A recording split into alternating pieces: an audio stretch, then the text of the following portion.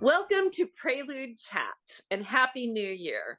I am so honored and happy to be here with Elizabeth Schulze, our music director, to talk with you about your Anchorage Symphony's concert Dreamscapes in January, which will feature works by Ruth Gibbs, Tim Fain, who is also our guest soloist, and Ray Vaughan Williams.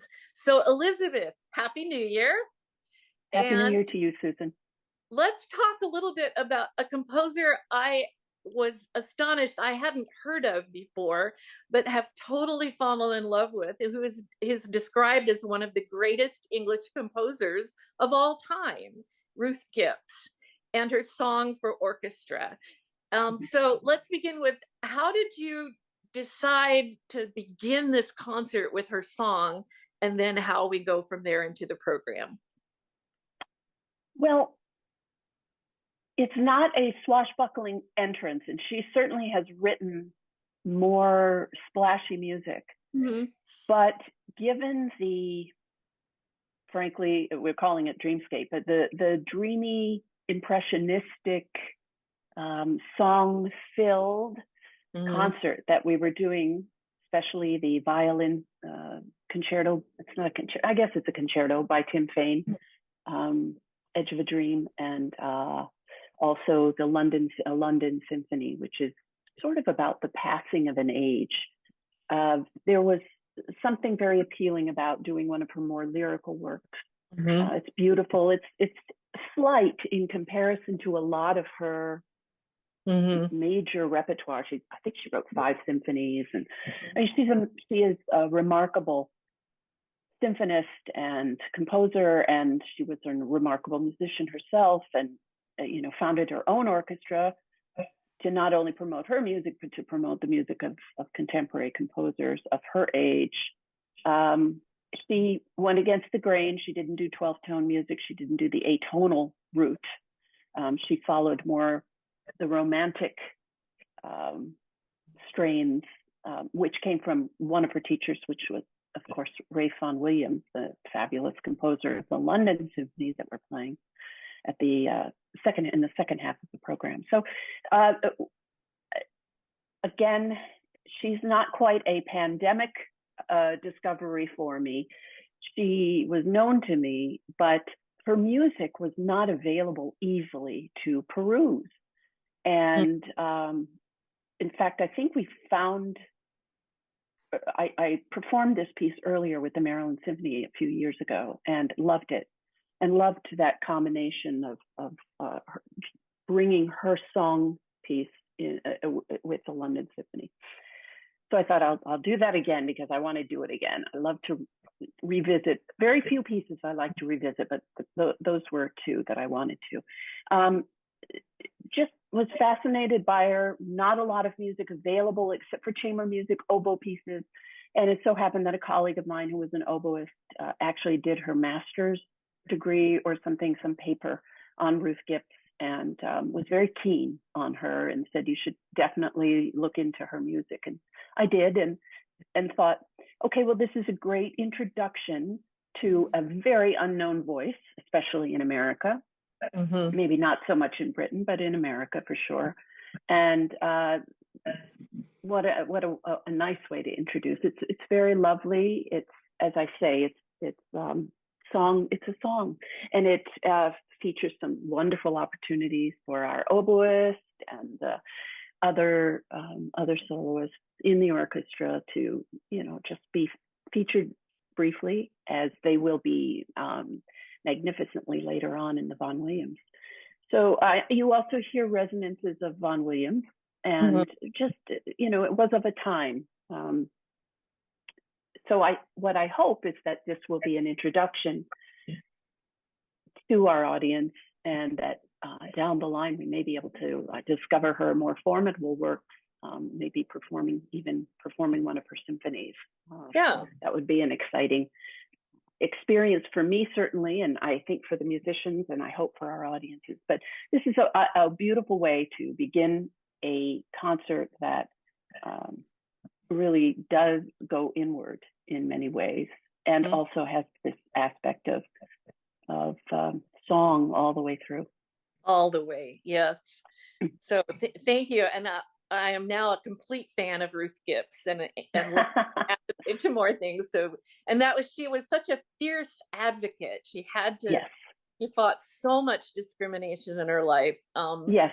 Mm-hmm. And it was blatant. It was blatant prejudice against her. Prejudice. And because she was a hard soul, she was a hard nut. Her mother was from Switzerland and was a music teacher and founded her own music school. When they came back, her father was Englishman, but came against his family's wishes. He studied violin and wanted to become a musician. So he met her in, Basel Conservatory or something like that in Switzerland. Got married, came back to the Great Britain, to England, and she was the breadwinner. The mom was the breadwinner. So I think that was a model for Ruth, to realize that you have to go your own way. You have to follow whatever talents, and she was a child prodigy. At 3, they knew she was a genius, and she had written her first, I think, performed work at 8. So, I mean, clearly a genius, and yet no celebration of her, really. I mean, they coddled her up through, I'm talking about the system of music in Britain. They promoted her up to a certain age, and then after that they just let her go, and no one took her very seriously, and she had to make her own way. And I really admire her for just sticking it out and standing up to a lot of just the whole class system in that country. It's not only who your family is, and she did come from a reputable family and all that, but it's also, where you were educated, and, and if you're a woman, forget it. So she just hit so many roadblocks, but she surmounted so many as well. And I think at the end of her life, there was a grudging respect and recognition, although she would have been a dame had she been in the 21st century already. Instead, she was just a member of the British Empire, but I mean, MBE or whatever it is. But she had a tough road, but she made it. She did. And we're doing her music. We're playing her music, and we recognize her, formidable talent. So, what a life she had. What a life. So you mentioned the term song as a theme throughout the concert, and Tim Fain was here in 2017 with us to play the Brahms, and he was completely wonderful. The performance was exquisite, glorious, and he's such a wonderful man, a human being. So the audience really related to him. So anxious for him to be back and to do now this piece that was written out of COVID, out of the pandemic time, and exploration, trying to be positive. So yes, I believe you have done the piece with him. Yeah, I just performed it earlier this fall. It's a remarkable piece. Tim is a very close friend of mine. I've known him a long time, and I've performed with him on several occasions. He's just one of my favorite violinists, people, human being, as you say, just remarkable, soulful, thoughtful, brilliant. And this piece of music is quite glorious. It is very appealing. It's very audience friendly, as we say, but in a way that is communicative and not pandering. And absolutely love it. He's done a great job with orchestration, and he's done a very good job with the construction of the whole piece.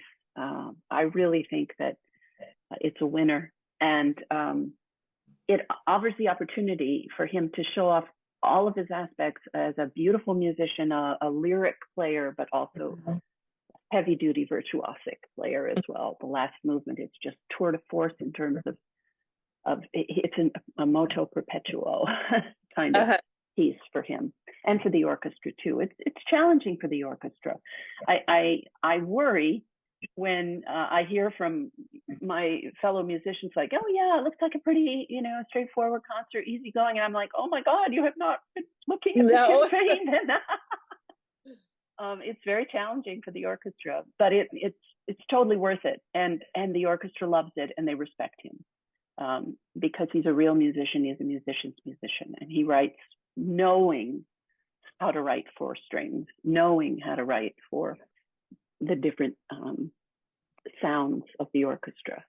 I just think he's a very observant person, and he has a big heart and big ears. And I think people are going to be delighted with this piece. It's really glorious. It really is. Can't wait. And Yeah.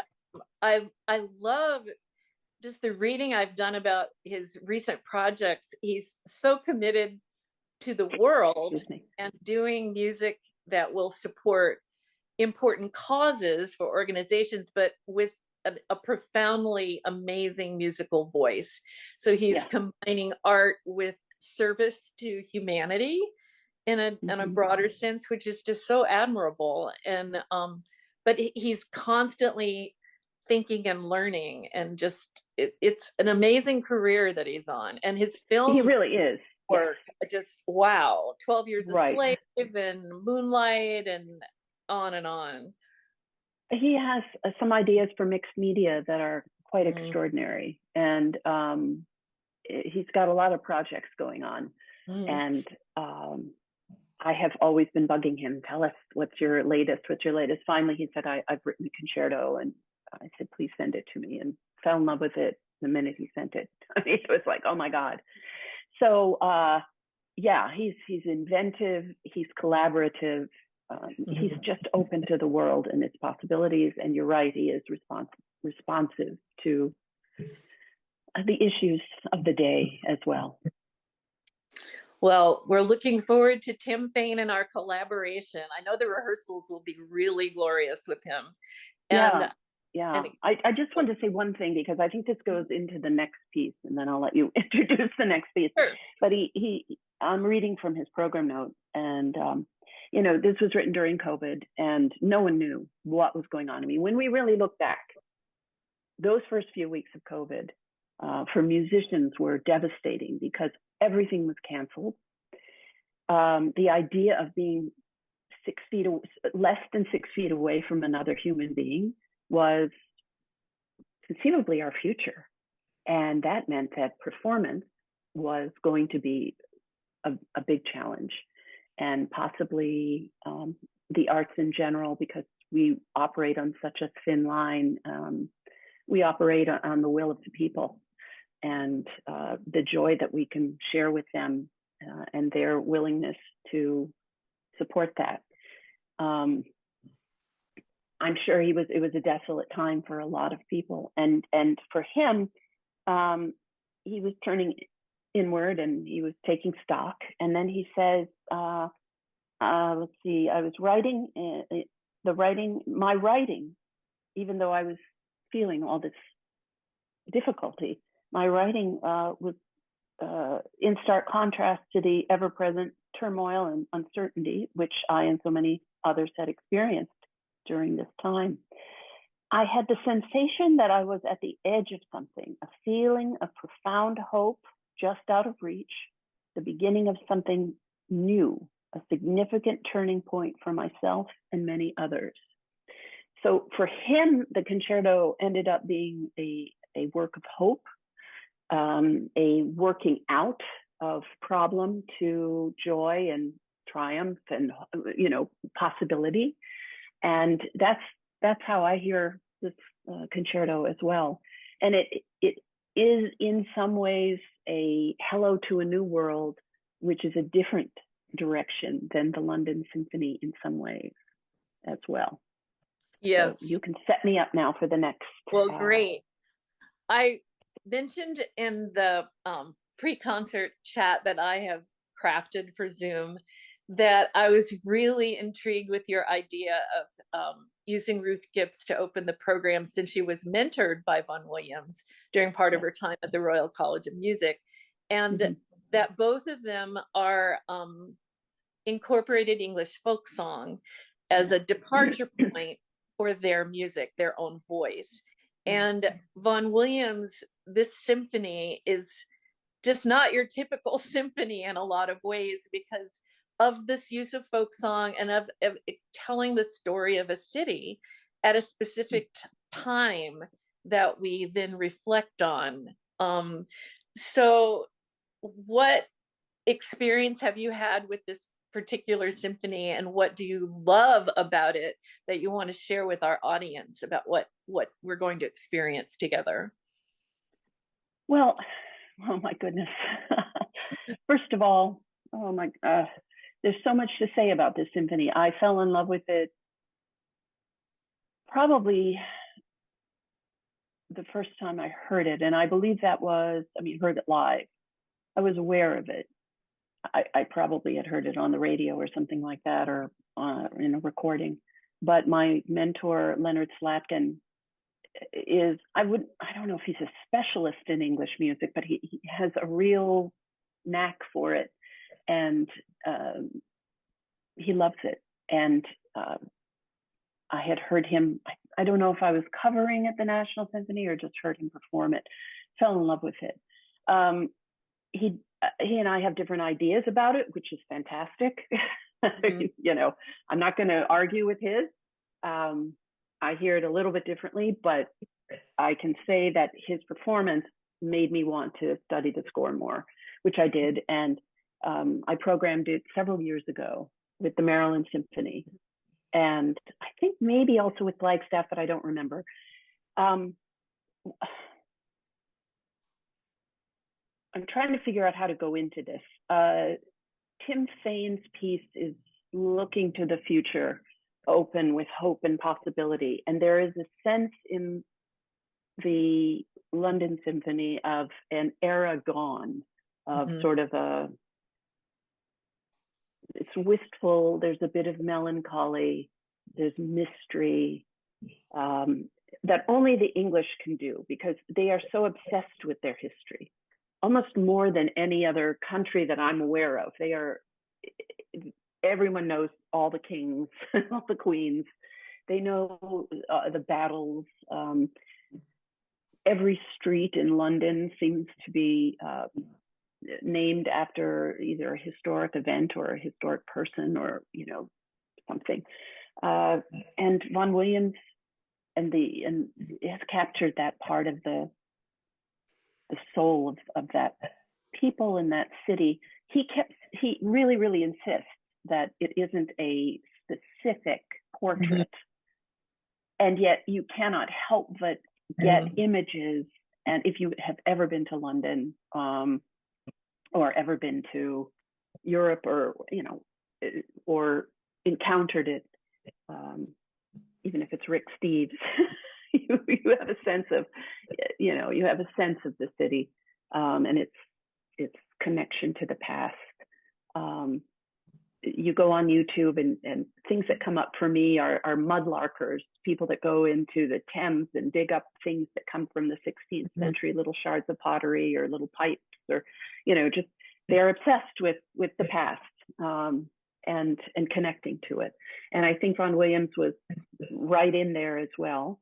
But he also had experienced, this piece was written before the First World War, but was finished in its final form, which is what we're performing, in the 30s. So after the First World War, after he had lost his friend to whom he had dedicated the symphony, Butterworth, composer, George Butterworth, and the loss of humanity, the loss of a generation, that goes into the symphony now, even if it was written before and was a tie-in to the passing of an age.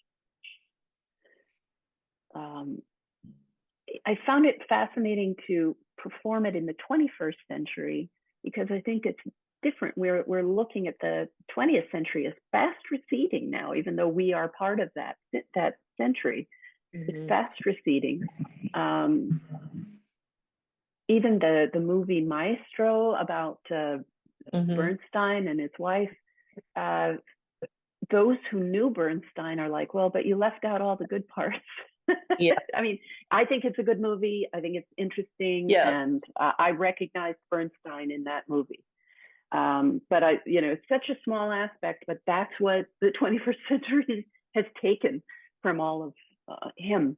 And so it's it's it's interesting that Vaughan Williams sort of wants to preserve, in some sense, his impressions, his memories of a time past, and he does it using time and with the chimes of Big Ben, of course, the Westminster chimes, and which is very evocative, obviously, of an experience in London. And you have the mist-filled morning that breaks open, and the hustle and bustle of the streets, and you have the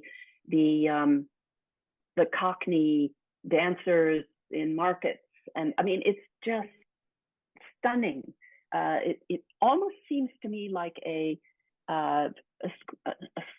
score from a movie or something like that.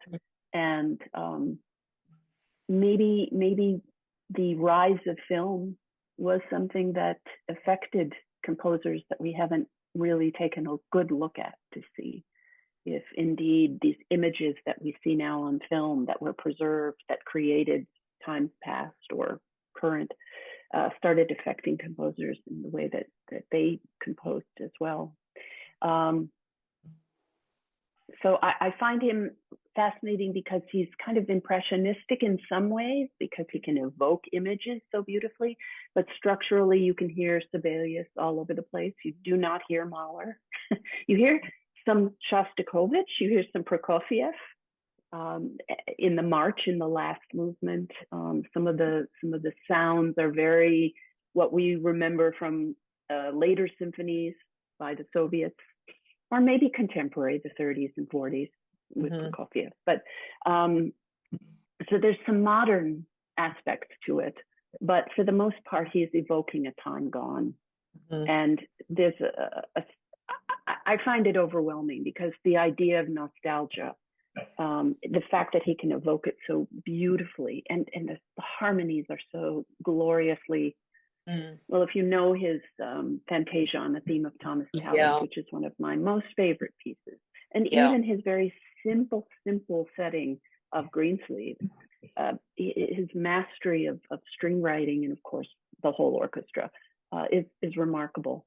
And these moments of complete quiet after bombast is very special. I think it takes the audience on a journey. I think it reaches down deep and pulls on their heartstrings and makes them perhaps remember